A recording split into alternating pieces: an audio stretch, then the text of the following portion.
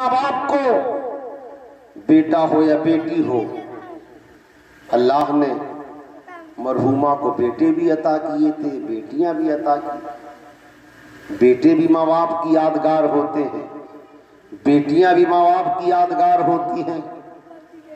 بیٹے دعا کرتے ہیں تب بھی ماں باپ پر اللہ کرم کرتا ہے، بیٹیاں دعا کرتی ہیں تب بھی اللہ ماں باپ پر کرم کرتا ہے۔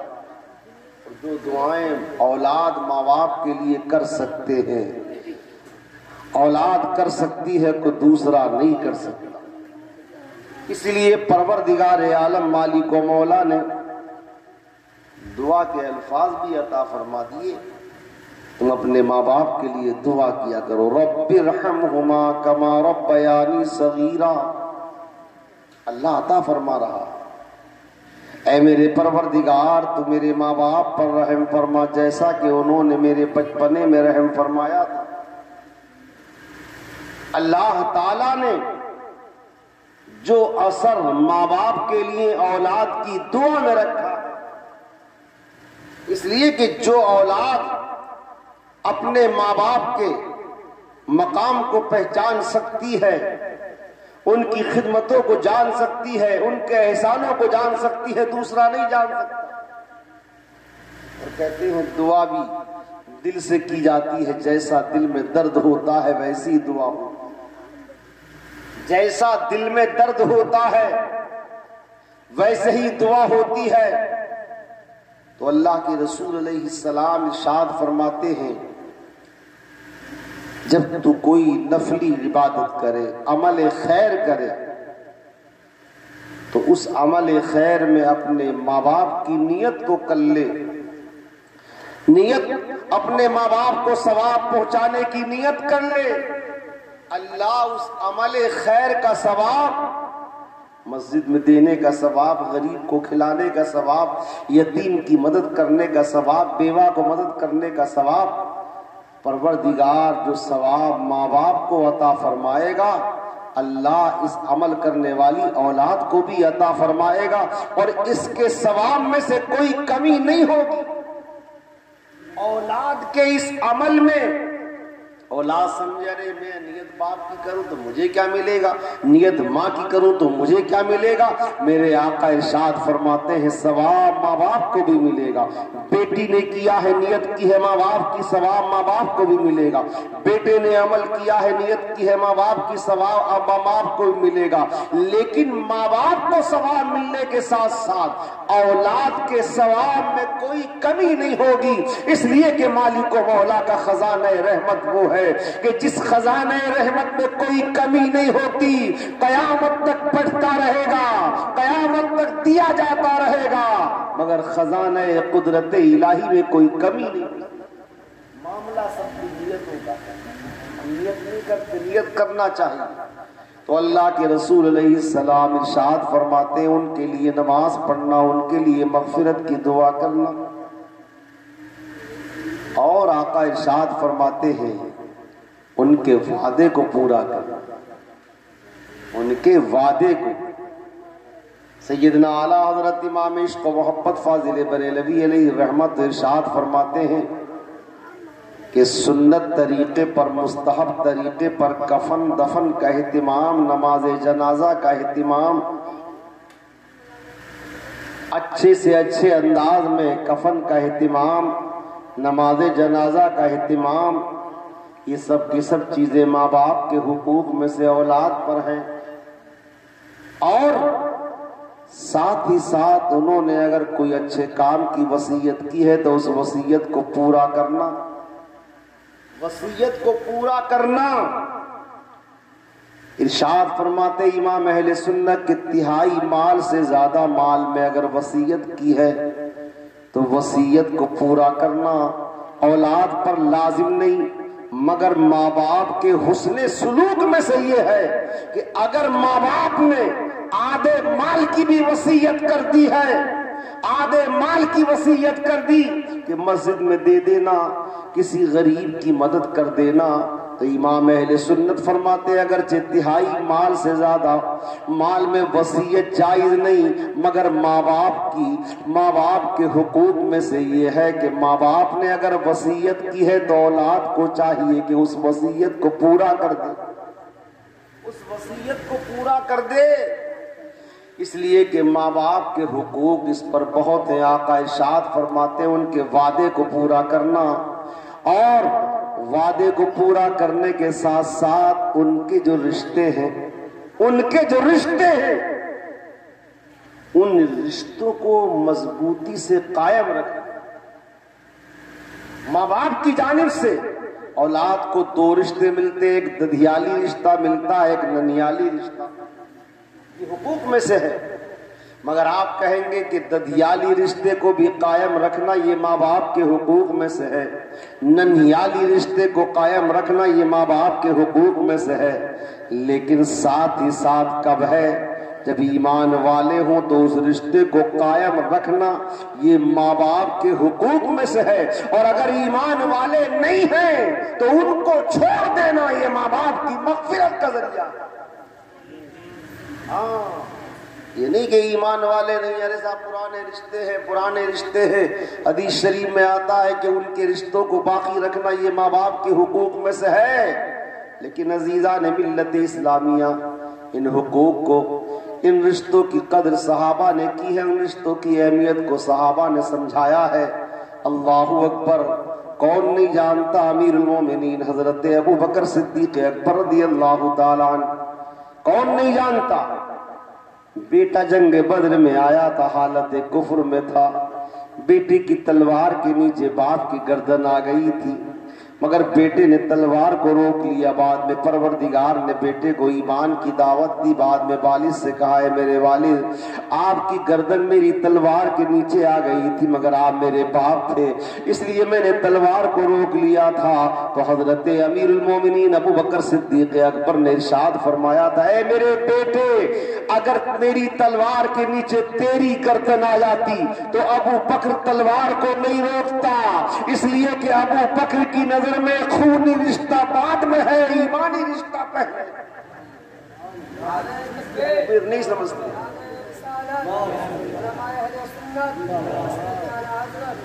اس رشتے کی ہمیں قدر۔ سرکار کے صحابی حضرت ابوبکر صدیق اکبر فرما رہے ہیں، اللہ اکبر، ذرا غور تو کرو، وہ ارشاد فرما رہے ہیں کہ بیٹے کا رشتہ باپ سے ہے مگر ایمان کی بنیاد پر ہے، اور ایمان نہیں ہے تو کوئی رشتہ نہیں ہے۔ یہ سرکار کے یار غار حضرت ابو بکر صدیق اکبر فرما رہے ہیں۔ پھر ہم کہنے ہمارا تو رشتہ ہے، ہمارا تو رشتہ ہے۔ ارے ابو بکر صدیق اکبر سرکار کی امت کے سب سے بڑے ولی ہیں، سب سے بڑے قطب ہیں، سب سے بڑے غوث ہیں۔ انبیاء کے بعد اگر کسی کا مرتبہ ہے تو حضرت ابو بکر صدیق اکبر۔ اور آج ذی الحجہ ہے، آج کا وہ دن ہے کہ جس دن امیر المومنین عمر فاروق اعظم رضی اللہ تعالی عنہ شہید ہوئے۔ آپ پر 26 ذی الحجہ پر حملہ کیا گیا، لیکن 29 ذی الحجہ کو آپ نے جامع شہادت کیا۔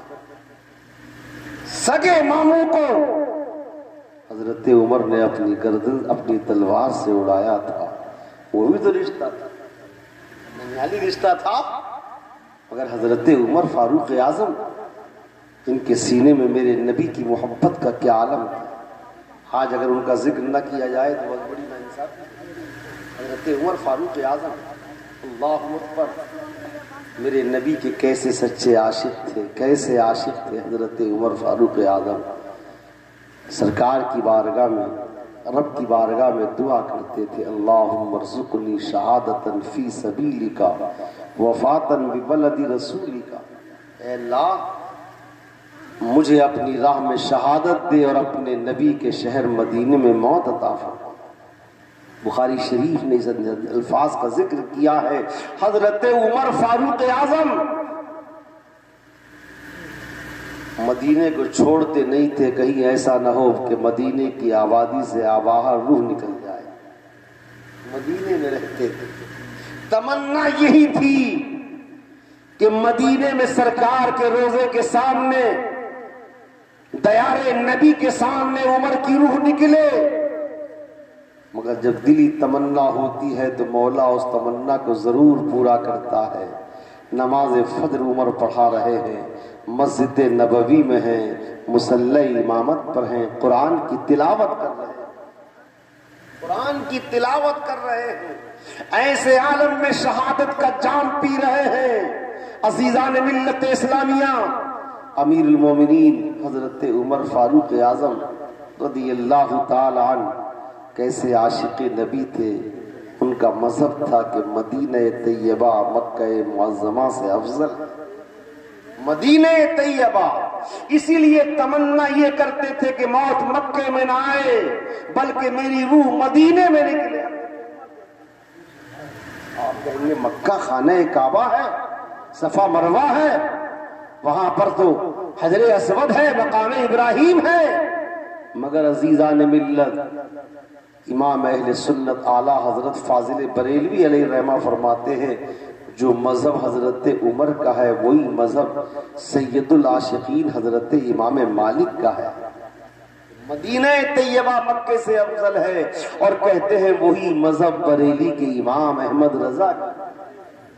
اور اس کی بڑی وضاحت فرمائی ہے کہ مکے میں ایک نیکی کرو تو 1,00,000 نیکیاں، مگر مکے میں ایک گناہ اگر ہو جائے تو 1,00,000 گناہ اس کے نام میں لکھے جاتے ہیں۔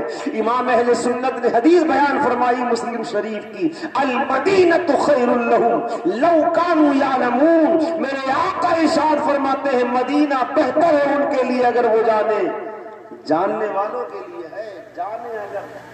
اور اسی کو شعر میں حل کر دیا ہے، طیبہ نہ صحیح افضل مکہ ہی بڑا زاہد، ہم عشق کے بندے ہیں کیوں بات بڑھائی ہے۔ تو آج یہ 29 ذی الحجہ امیر المومنین حضرت عمر فاروق اعظم رضی اللہ تعالی عنہ کی شہادت کا دن، مگر وہ عمر ہے عزیزان ملت اسلامیہ قربان جاؤ۔ تفسیر میں اس کا ذکر ہے کہ مسجد نبوی کے دروازے پر دیکھا ایک شخص ہے، بھوکا ہے، بھوک سے نڈھال ہے، کہتا ہے عمر میں بھوکا ہوں، بھوکے کو کھانا کھلانا یہ تمہارے نبی کی سنت ہے، اے عمر مجھے بھی کھانا کھلایا جائے۔ عزیزان ملت ذرا غور کرو، آپ کہیں گے غریب کی مدد کرنا اچھی بات ہے، یتیم کی مدد کرنا اچھی بات ہے، مسکین کی مدد کرنا اچھی بات ہے۔ حضرت عمر لے گئے اپنے گھر دسترخوان بچھایا، مہمان کو بٹھایا، عمدہ کھانا کھلا رہے ہیں، کھانا کھا رہا ہے۔ حدیث شریف میں آتا ہے کھانا کھاتے وقت اس نے زبان سے کوئی بےہودہ بات کہی جو مذہب کے خلاف تھی، اسلام کے خلاف تھی، میرے نبی کی عظمت کے خلاف تھی۔ یہاں آیا دیکھیے رشتہ، حضرت عمر نے کھانے سے اٹھا دیا، دسترخوان سے اٹھا دیا حضرت عمر۔ حضرت عمر کہتے ہیں اٹھ جا، جو دین کا بے گستاخ ہوتا ہے، جو نبی کا بے ادب ہوتا ہے، جو شریعت کا پاس نہیں رکھتا، جو اسلام کی عظمت اپنے سینے میں نہیں رکھتا، عمر کے دسترخوان پر اس کو ایک لقمہ بھی نہیں ملے گا۔ عمر کا دسترخوان غریبوں کے لیے ہے، عمر کا دسترخوان مسکینوں کے لیے ہے، عمر کا دسترخوان محتاجوں کے لیے ہے، لیکن جو نبی کا گستاخ ہے، اسلام کا بے ادب ہے، اس کے لیے عمر کے دسترخوان پر ایک لقمہ۔ ذرا غور کرے، یہاں رشتہ بتا رہے ہیں عمر کہ خونی رشتے کی کوئی اہمیت نہیں ہے بلکہ ایمانی رشتے کی اہمیت ہے، جو ایمان والا ہے۔ علامہ جلال الدین سیوطی رحمۃ اللہ علیہ نے اس روایت کو بیان فرمایا ہے، ایک شخص دنیا سے جا رہا تھا، کلمہ اس کے قریب پڑھا گیا لیکن کلمہ اس کی زبان پر جاری نہیں۔ حدیث شریف میں آیا ہے جب روح نکلنے کا وقت قریب ہو تو میرے آقا فرماتے ہیں کہ تم ان کے پاس بیٹھ کر کلمہ طیبہ کی تلقین کرو، کلمہ شہادت ان کے پاس پڑھو تاکہ وہ سن کر وہ بھی کلمہ شہادت پڑھے، کیونکہ سب سے بڑی چیز ہے خاتمہ ایمان پر، اور خاتمہ ایمان پر جس کا ہو گیا اس کی زندگی کے سارے اعمال بھی معتبر ہیں اور زندگی کی اس کی ساری نیکیاں بھی معتبر ہیں، زندگی کی ہر نیکی اس کی معتبر ہے۔ کلمہ شہادت لوگ پڑھ رہے ہیں لیکن اس کی زبان پر جاری نہیں۔ اس کی زبان پر جاری ہے۔ اللہ اکبر۔ اعلیٰ حضرت نے یہ روایت بیان نہیں کی ہے، علامہ جلال الدین سیوطی نے بیان فرمائی ہے۔